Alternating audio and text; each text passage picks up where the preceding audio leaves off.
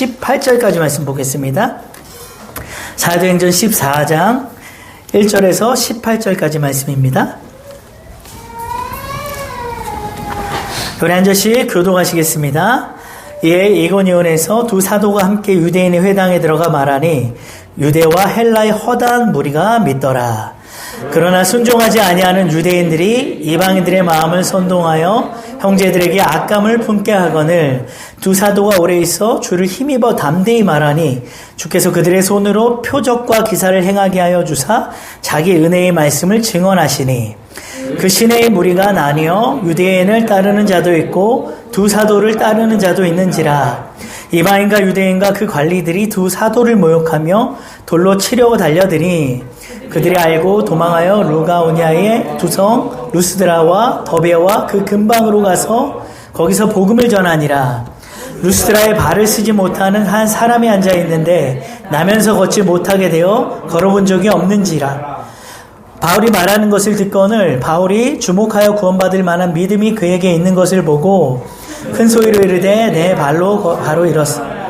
그 사람이 일어나 걷는지라. 무리가 바울이 한 일을 보고 루가오냐 방언으로 소리질러 이르되 신들이 사람의 형상으로 우리 가운데 내려오셨다 하여 바나바는 제우스라 하고 바울은 그 중에 말한 자이므로 헤르메스라 하더라. 시외 제우스 신당의 제사장이 소와 화환들을 가지고 대문 앞에 와서 무리와 함께 제사하고자 하니 두 사도 바나바와 바울이 듣고 옷을 찢고 무리 가운데 뛰어 들어가서 소리질러 이르되 여러분이 어찌하여 이러한 일을 하느냐.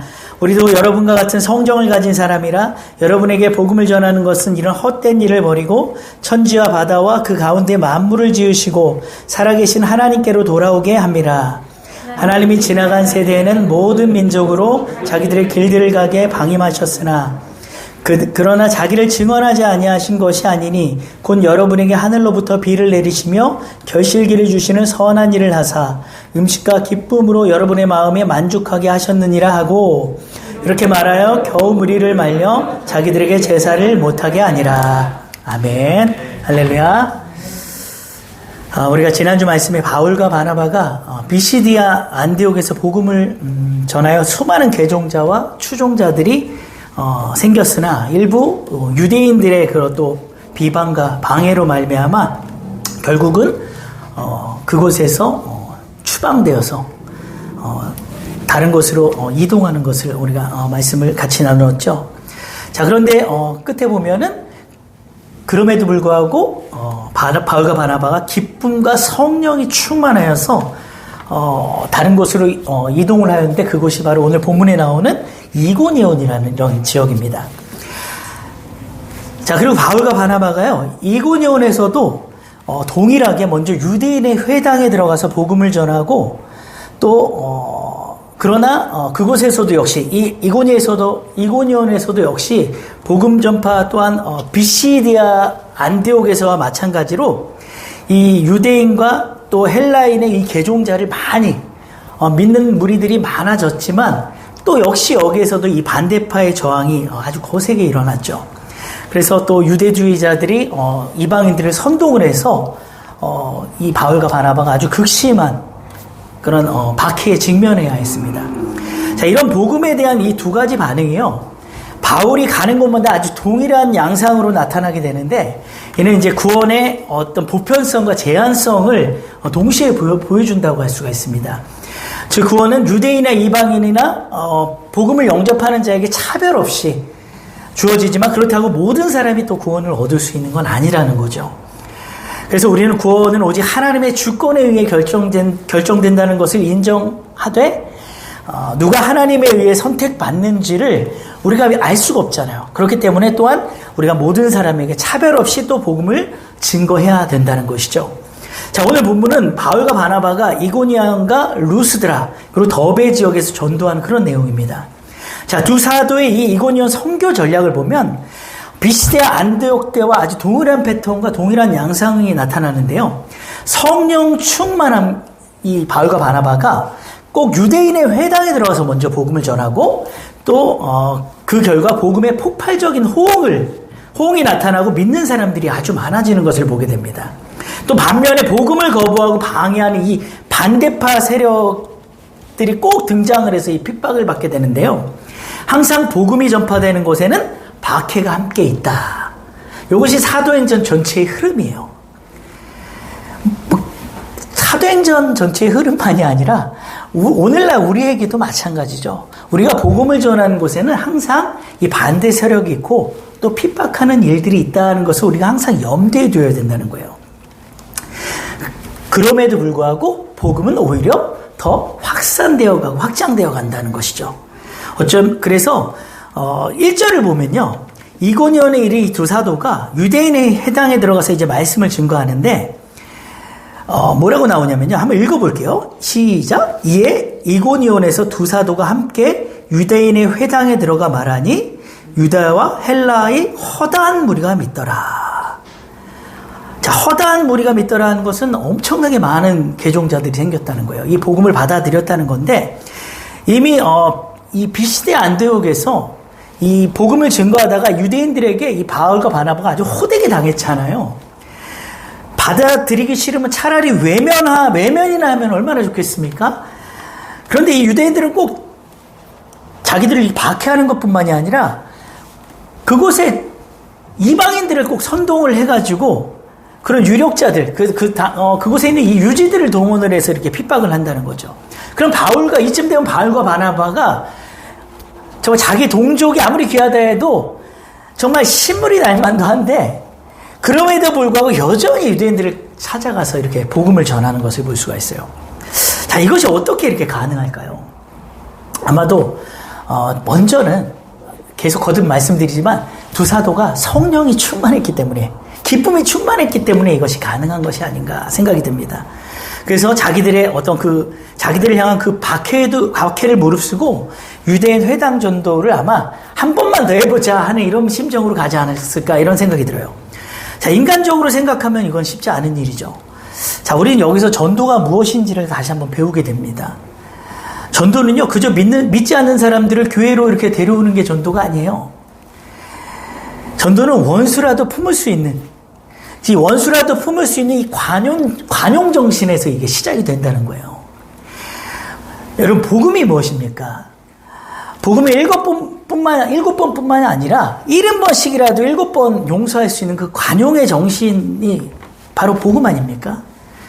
그래서 예수님도 십자가에 달려 죽으시면서까지도 그 원수들을 위해서 기도하셨고 스데반 집사도 역시 마찬가지였죠. 그리고 또 뿐만 아니라 사도들을 예수님이 파송하실 때도 보면 공생애 내내 자신에 대해서 배척했던 그 이스라엘 백성들에게 가라고 친히 이렇게 명령을 하신 것을 볼 수가 있어요. 그럼 우리도 전도할 때 반드시 필요한 게 무엇이겠습니까? 이 관용이라는 거예요. 복음을 받아들이지 않는다고 원수 대하듯 하면 안 되겠죠. 또 복음 전하는 일을 이 핍박이 온다고 해서 내가 거절당한다고 해서 좀 싫은 소리 듣는다고 해서 쉽게 포기해서도 안 된다는 것이죠. 우리의 마음에 이 관용 정신으로 가득하게 되면요, 우리에게 이제 잘못하는 사람과 다투거나 논쟁을 벌이지 않아요. 그를 어떻게 하면 구원의 길로 인도할 수 있을까? 그런 생각들, 항상 그런 걸 모색하게 되죠. 그래서 그 영혼을 비난하기보다는 불쌍히 여기는 그 마음으로 어떻게든지 구원하려고 애쓰게 되는 거죠. 그래서 우리는요, 무조건 이게 전하려고만 할 것이 아니라 이 관용 정신을 먼저 배워야 될 필요가 있습니다.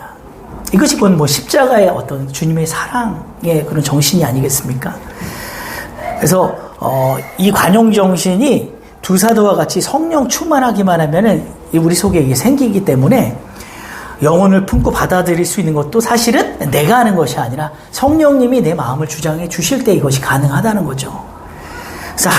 그래서 항상 성령이 주체되심을 전도하다 보면요, 저 뼈저리게 느끼게 됩니다. 예전에 저도 전도사 시절에 주변에 그 동네 돌아다니면서 그렇게 전도하면은 거절도 많이 당하고 싫은 소리도 엄청 많이 당해요. 많이 듣게 돼요. 시비 거는 사람들도 많고 논쟁하려고 하는 사람들도 많고 아예 무시하는 사람들도 많고. 근데 그럴 때마다 정말 제 속에서 정말 하나님의 그 영혼을 사랑하는 그 마음이 끌어오르지 않으면요, 금방 포기하게 되더라고요. 그래서 그럴 때마다 전도는 내가 하는 게 아니구나. 그래도 그 다음날이면 또 전도 가방 들고 또 나서는 제 모습을 보면서 성령이 하시는 거구나. 주님이 하시는 거구나 하는 거를 참 많이 느끼게 됩니다. 그래서 여러분들도 이 전도의 주체가 하나님이심을 믿고 그 속에 정말 모든 사람을 품을 수 있는 그 관용의 마음이 넘치시길 축복합니다. 자, 2절 한번 읽어보겠습니다. 2절 시작. 그러나 순종하지 아니하는 유대인들이 이방인들의 마음을 선동하여 형제들에게 악감을 품게 하거늘. 참 신기한 것은요, 유대인들과 이방인들이 원래 그렇게 친한 사이가 아니에요. 유대인들이 이방인들을 괴 취급할 정도로 상종하는 사이가 아닌데도 불구하고 복음을 적대하는 일, 이 대적하는 일에만큼은 어쩜 이렇게 하나가 되는지 몰라요. 그래서 이 일은 표면적으로는 복음 전하는 이 사도들에 대한 핍박이지만 사실 엄밀히 말하면 하나님의 말씀에 대한 사탄 마귀의 회방이고 도전이라고 할 수가 있는 거예요. 복음이 전해지지 못하게 하려는 사단 마귀의 뒤에 배후의 그 움직임이 있다는 거죠. 그래서 믿지 않는 가족들에게 전도할 때도 보면 그렇게 잘 지내는 부부 사이 또 부모와 자식 사이 또 형제 간에도요, 이 복음만 전했다 하면 아주 정말 듣기 싫어하고 난리가 나요. 이런 경우 참 많이 보는 것 같아요. 그래서 예전에 보면은 이렇게 교회에서 이렇게 상담하시는 분들 보면은 내가 정말로 부부 사이에도 내가 당신에게 정말 최고의 남편이 되어줄 수 있는데 제발 예수만은 나에게 말하지 말라. 이런 상황들이 상당히 많더라고요. 이런 상담을 하더라고요. 아주 그냥 막 안색이 변하고 막 진짜 잡아먹으려고 하는 걸 참 많이 경험을 해요. 그럴 때마다 전도는 참 치열한 영적 싸움이구나 하는 것을 깨닫게 됩니다. 그래서 주님께서 그래서 뭐라고 말씀하셨냐면 내가 화평을 주러 온 줄 아느냐? 난 도리어 분쟁하게 하기 위해서 왔다. 이렇게 너에게 검을 주러 왔다. 이런 말씀하시잖아요. 그 말씀이 정말 이해가 되더라고요. 복음이 한 집안의 한 영혼에게 이 자리 잡혀지기까지는요, 치열한 아주 영적 싸움이 있다는 거죠. 그래서 거듭 말씀드리지만요, 이 복음 전도자는 항상 성령 충만하고 기쁨 충만해야 돼요. 가족들, 이웃들하고의 관계가 아니라 그 뒤에 보이지 않는 그 영적 존재들과의 싸움이기 때문에 성령 충만해야 되는 거죠. 반대 세력의 저항이 만만치가 않습니다. 그래서 3절에 보면요, 그 반대 세력의 저항에 두 사도가 어떻게 반응을 했는지 볼 수가 있어요. 3절 한번 읽어볼게요. 시작. 두 사도가 오래 있어 주를 힘입어 담대히 말하니 주께서 그들의 손으로 표적과 기사를 행하게 하여 주사 자기 은혜의 말씀을 증언하시니. 오히려 두 사도가 그곳에 오래 있었다라고 말합니다. 보통 반대에 부딪히거나 핍박이 거세거나 아니면 정말 전하는 복음이 거절당하고 사람들이 정말로 싫어하면요, 그곳을 한시라도 빨리 이 자리를 뜨고 싶지 거기 계속 머물러 있고 싶지 않잖아요. 그런데 지금 두 사도는 오래 있었다, 이곳에 오래 있었다 이렇게 말하고 있습니다. 그 자리를 피한 것이 아니라 성령 충만한 그들은 오래 거기 머물러 있으면서 계속해서 담대하게 복음을 전했다는 것입니다. 그런데 그들 본인들의 힘으로 말씀을 전하는 것이 아니라 3절에 보니까 주를 힘입어 전하였다라고 말합니다. 이것이 정말 중요해요. 여러분, 복음 증거는요, 내 힘으로, 내 지식으로, 내 어떤 탁월한 언변으로 하는 게 절대 아닙니다. 오직 주를 힘입어서 전하는 게 복음 전도예요. 복음 증거예요. 그럴 때 어떤 역사가 일어나냐? 표적과 기사가 나타나서 그 복음에, 내가 전하는 복음에 더 힘을 실어주는 거죠, 하나님이. 그리고 그 말씀이 생명력이 있게 되고 사람을 변화시키고 감동시킬 수가 있는 겁니다. 그래서 내가 전하려고 하면 안 돼요. 내가 조금 이렇게 말씀을 갖다가 좀 잘 준비해서 기승전결 잘 논리적으로 준비를 해서 잘 짜서 계획해서 그렇게 말씀 전하는 게 아닙니다. 우리는요, 그동안 평소에 우리가 큐티하고 묵상하고, 우리 아침마다 이렇게 말씀 이렇게 올려주시잖아요. 올려드리면 그거 붙잡고 말씀 묵상하고, 거기서 깨달은 그 은혜, 또 수요예배 공식 예배를 통해서, 또 개인 기도를 통해서 하나님이 깨닫게 하신 그 은혜의 말씀이 우리가 사람들을 만나서 입을 열 때에 그냥 하나님 믿고 입을 열 때에 줄줄줄 나오는 거예요. 하나님이 다 생각나게 하시는 거예요. 그래서 처음엔 내 입을 여는 건 내가 열지만 그 후부터는 하나님이 직접 우리 입술을 주장하셔서 주님이 주체가 되시는 거죠. 그러할 때 역사가 일어나는 거예요. 자꾸 무엇을 배워서 내 막 능력으로 뭔가를 전하려고 하면은 전하기도 어려울 뿐더러 아무런 감동과 역사가 일어나지 않는다는 겁니다.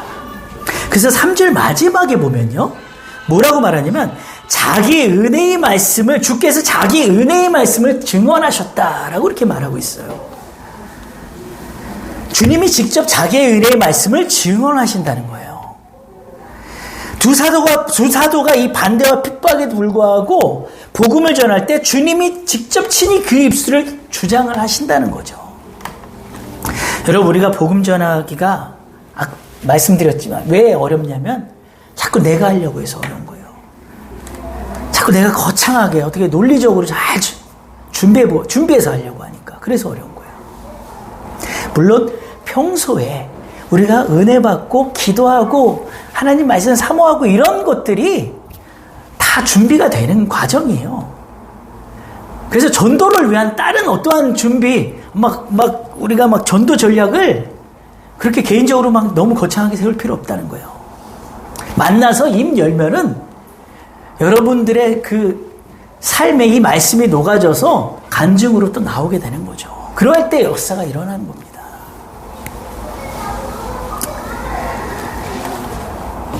그래서 우리는요, 이러한 훈련과 경험을 많이 하면 할수록 복음 증거하기가 쉽다는 거죠.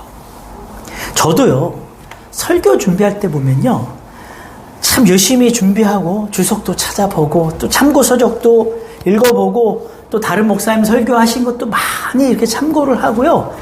정말 멋지게 정말 이 정도면 정말 성도들 감동받고 설득할 수 있겠다. 이렇게 나름대로 아주 야심차게 준비하는데요. 그런 날 죽쓰는 경우가 상당히 많아요. 의외로. 그런데 오히려 정말 기도로 준비하고 하나님 더 의지해서 나아갈 때에 하나님께서 더 큰 감동으로 역사하시는 것을 봐요. 때로는 내가 준비한 그 원고와 다르게 하나님이 말씀하게 하실 때도 있고요. 제가 저번에도 말씀드렸잖아요. 간증 한번 드렸잖아요. 정말 한글도 모르고 나이 70 넘으신 그 노인네 권사님께서 여호와 증인이 들이닥쳤는데도 그들을 문전박대하는 것이 아니라 집안으로 들여서 예수 그리스도의 복음을 전했다는 거 아니에요. 이분이 무슨 훈련받은 분 아니에요. 제가 너무 잘 아는 분인데 정말 초등학교도 못 나오고 한글도 잘 모르는 이런 분이세요. 그런데 그분이 그렇게 간증하세요.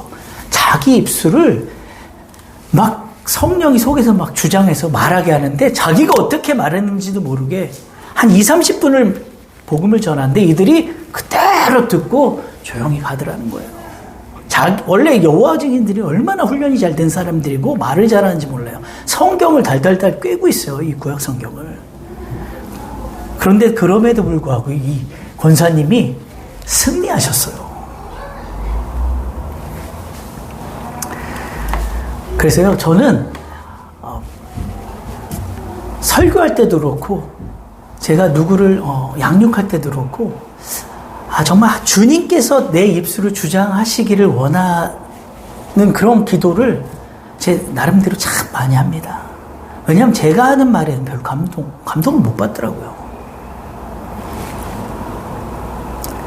그래서 전에 제가 한번 말씀드렸지만 가정 예배 드릴 때 왜 그렇게 은사가 기적이 많이 나타났나 제가 가만히 생각해 보면 그때만큼 정말 성경 그때는요 뭐 주석이나 이런 것도 몰랐어요. 무슨 뭐 청년이 요한이 뭐 그런 거 알겠어요? 주석도 모르고 어디 그냥 성경만 계속 반복해서 읽고 성경만 본문만 갖고 계속 묵상하고 기도하면서 말씀 전하니까 오히려 더 놀라운 능력이 나타나더라고요. 그래서 요즘에는 제가 가만히 한번 제 자신을 돌아봅니다. 아, 내가 진짜 너무 논리적으로 아주 짜임새 있게 아주 깔끔하게 설교하려고 하는 것만 하니까 나 이러고만 있지 않나? 내가 아무런 설교에 감흥도 없고 능력도 나타나지 않는데 너무 거기에 집중하고 있지 않나? 내가 이런 회개가 되더라고요. 반성이 되더라고요. 어떻게 하면 깔끔하게 전할까? 여기에 너무 내가 거기에 너무 목적을 두고 설교 준비하는 거 아닌가? 이런 생각이 또 들더라고요.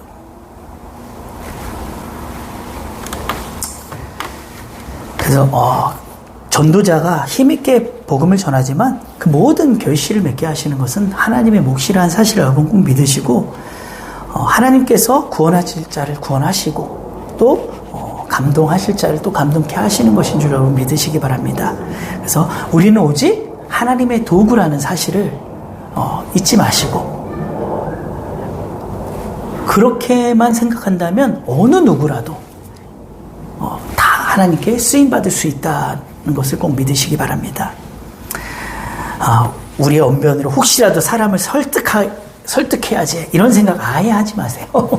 절대로 그렇게 해서 사람 변화시킬 수 없고 설득할 수 없고 감동할 수 없습니다.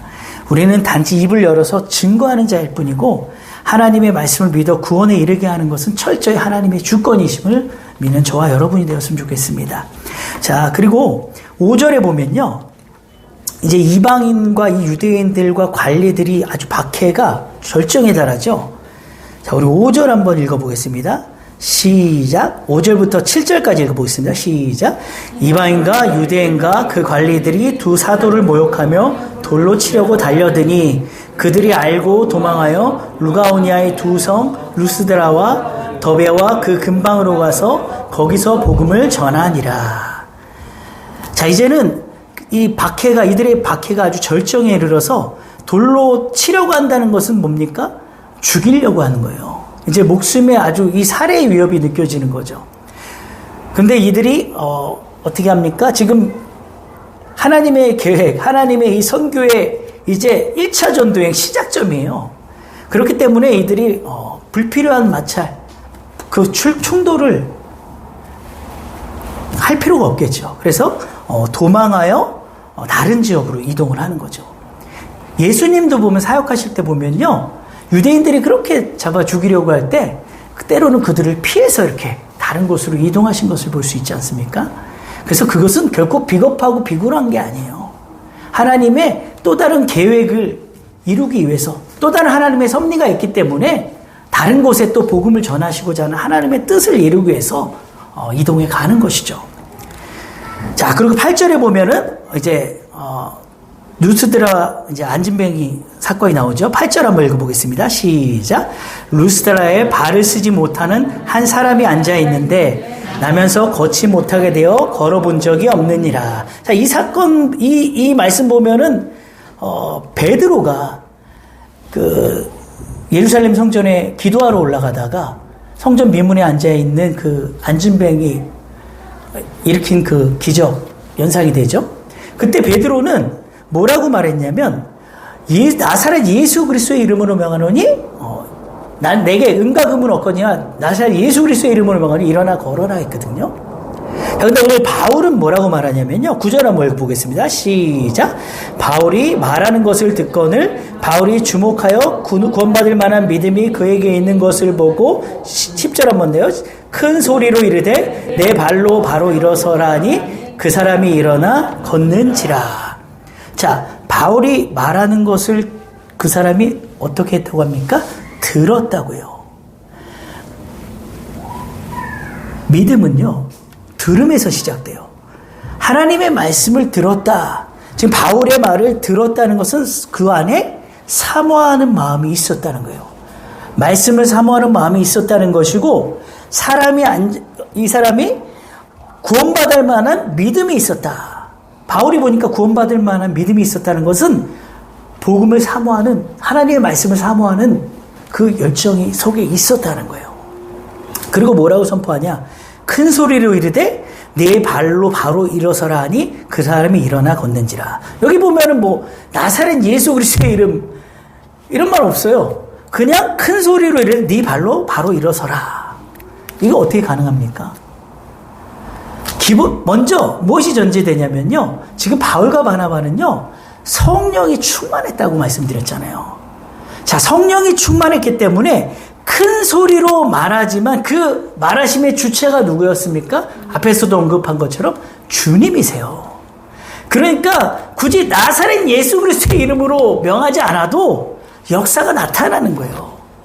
그 말하시는 주체가 바로 주님이시고 그 일으키시는 주체가 성령이시기 때문에 가능한 거예요. 그리고 또 하나 나사렛 예수 그리스도의 이름으로 명하라면 일어나 걸으라 할 때에는 당시 그때 어디 그 말씀을 듣는 대상이 누구였냐면 유대인이었어요. 유대인. 그 예루살렘 성전 앞에서 있었던 일이잖아요. 당시 유대인들에게는 나사렛 예수 그리스도가 증거가 돼야 돼요. 어떻게 해서든지. 그렇죠? 바로 너희들이 못 박아 죽인 예수 그리스도가 바로 메시아이고 우리들의 구원자이시다. 너희들의 구원자이시다. 이것이 이 교리가 그들에게 너무나도 중요하기 때문에 나사렛 예수 그리스도의 이름으로 고치는 거예요. 그러나 지금 바울이 루스드라 이 안진뱅이 같은 경우는요, 완전 이방인이에요, 이방인.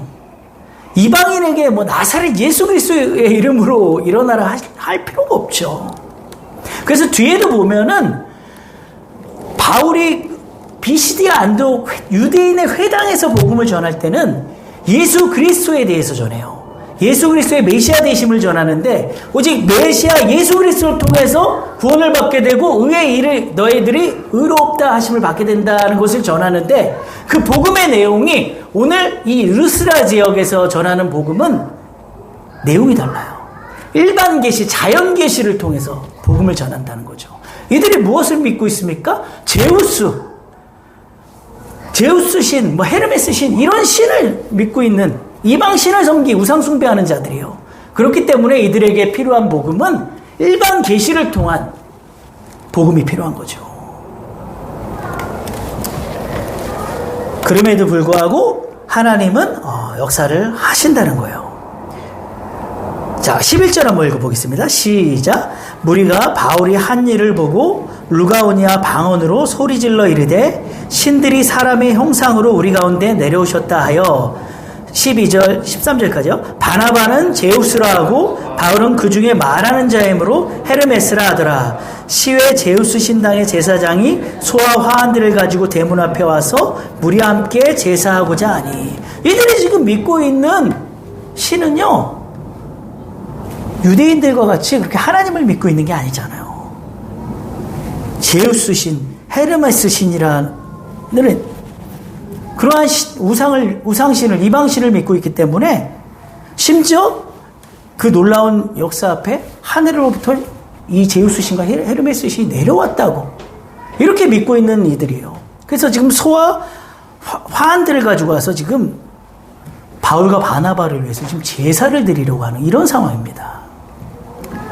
자, 그때 두 사도의 반응을 한번 보겠습니다. 14절 시작.